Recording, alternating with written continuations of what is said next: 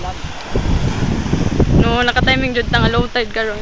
Or ani gud ang kani nga oras sa low tide jud ni Low sa. tide, high tide.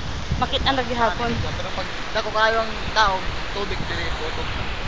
Ah, pero makaanhi ra gihapon mo. Kan gyapon. Wala ko ni kapti daw video ko. Yan na ra ko. Timod ka dito.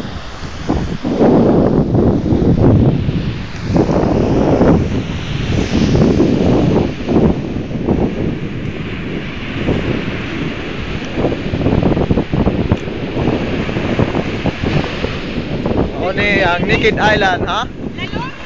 Di kayo. Bas kaayo. Nawa picture ko bi. O bak na mo po. Tara to ita.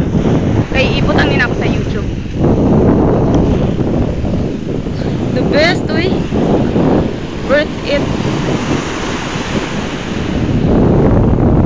O may mga tanom diri. Dili mabuhay ang mga tanom diri. Oh. Lan abot lagi ni diri nga lag.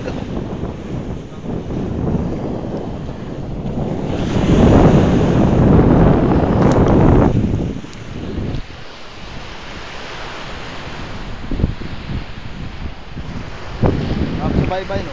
Ha? Buhangin ba? Oh, the best powder side. Now. Masuya ni sila. Sibunan na sibu dito wala. But diling ani nga islet siya ba? Nindot ang bantayan mo king ani pod. Powder pod ang ayang sand. Pero the best ni siya kinaa siya sa tunga.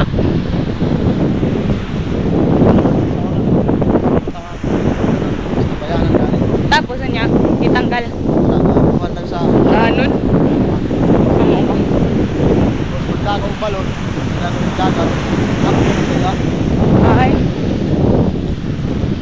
Pero may mo anhi. Maswerte din yung naa mo diri sa ingani nga lugar. Sila.